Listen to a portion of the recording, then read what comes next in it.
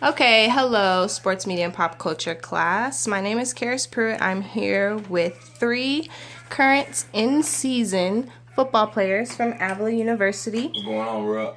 My topic for you all today, or for my project rather, is about the book titled $40 Million Slave, and talks about the $1 million sports industry being congruent to slavery. So I have three athletes here ready to discuss some questions that I prepared for this discussion.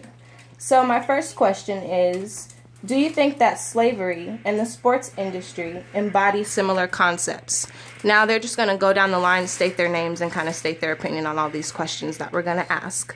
I'll start with Malik. Hi, Malik Richards.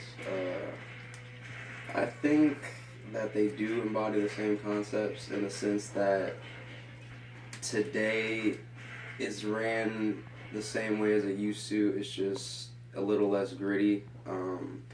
Slaves back in the day, the way that they picked them to do their chores, their housework, their just anything, cotton, whatever.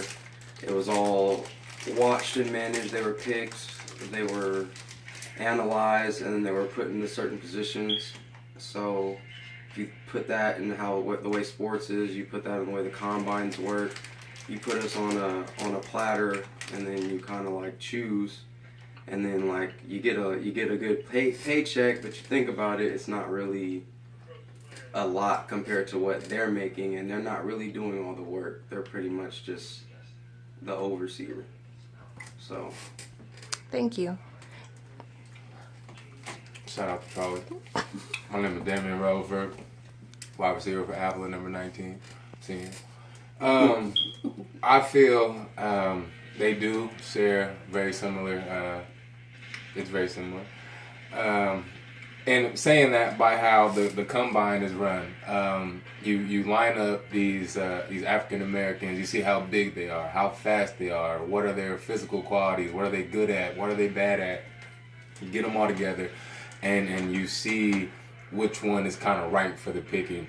Real similar to how the slave trade was done. I mean, you don't want a slow, no good type of human doing field work. You know what I mean? You want to make sure you get the right players for the right positions. Similar to today's game, to where a first round draft pick is not going to be a 325 pounder who can't catch. You know what I mean? It's going to be someone that can fit the role. Jay. My name is Jacob Carmouche. I feel like it's kind of the same, but also different at the same time, because today we have a choice of either taking that contract or leaving it where it's at. Back in the days, in slave time, they didn't have a choice. Slave owner would make them go in the field or stay in the house and do work. Right now, we can take that contract or leave it at the table where it's at. Thank you. Okay, so my next question is, who do you think makes up a majority of the athletic population in professional sports as far as ethnicity is concerned, and why? We can just go down the line and you can just give a categorical answer. Starting in the same order we did last time. Malik, would you like to go first? Sure. As for all professional sports, I can't give like a complete answer, but for the most popular ones, I would say African Americans are the majority of it. I mean, basketball, football, baseball's kind of going in. Yeah. I mean, he took the words right out of my mouth. Definitely brothers. Mine the same, African American. Okay, so just a little bit of statistics for you all. Nationally, I'm going to give a academic kind of perspective for you about who has like diplomas in areas of academics, and you can kind of parallel that to how they get into the sports world if you were to attend an academic institution based off of a sports scholarship. Nationally, with a high school diploma, 60% of whites in the nation have a high school diploma. Should have talked about that. Nationally, blacks, 47% of blacks in the nation have a high school diploma. As far as a bachelor degree, 15% of whites have a bachelor degree in the nation, and 8% of blacks have a bachelor's degree in the nation. And that's nationwide. Now, if you're looking at down south, where sports are definitely popular, Jay, where did you say you were from? Louisiana. And how popular are sports down there in that area? Depending on the physicality of it, football, basketball is really popular. Okay, very nice. So in those areas, whites, about 50% of them have high school diplomas. Blacks, 32% have high school diplomas. As far as bachelor's degrees are concerned, 12% of whites in the South have bachelor's degrees, and 5% of blacks in the South have bachelor's degrees. After hearing those statistics, how does that make you feel after thinking about the parallels that may be relevant between slavery and the modern day sports industry? Well, because I'm kind of like, in a sense, not blind to the fact of these things, it doesn't really surprise me as much as it, what I'm trying to say is I'm not shocked, which is kind of bad to say. So you think that you were aware, in a sense, that there was such a discrepancy.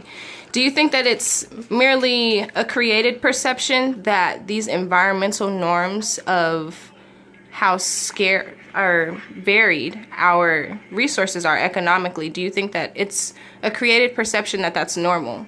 That we are taught to think that that's something that is not abnormal, that is an acceptable life for us?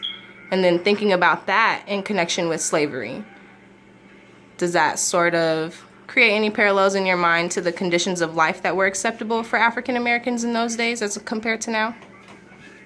I mean, coming from where I'm from, like the school I went to, majority white. So, like when I go to school, all I hear is like the blacks talking about what sports, what games we got, what this and that. And then when I pass by the whites, they'll be talking about like classwork and what they gotta do to be successful in the world. So basically, we still living in those times. So I have one final question for you. If I told you that research called anthropometry was conducted to determine if whites or blacks were superior physically, how does that make you feel? In the 90s, they conducted research by the name of anthropometry to determine genetically whether or not blacks or whites were superior physically. To know thyself is to know thy wealth. I'm just gonna leave it at that. I agree. Yeah. I mean, for it to happen in the 90s, that means they probably see the trend that we see, which is that blacks pretty much are in the sports things. We're pretty much seen as the more physical, the faster, the stronger, just by kind of like. Where do you think that comes from? We've been bred this way. We've been bred this way, like. You teach us to be strong, to be fast, to make us do this and do that, and then we become athletes. You game us up. You take our story, and then who today in our society? Who's the pimps? Who's the players? Who's known to have a mouthpiece? Who's known to be strong? Who's known to be glorious? Like, speaks for itself. And that stems from slavery, do you think? Most definitely. Is there anything else you all would like to say before we sign off? Thank you for your time. Thank you all.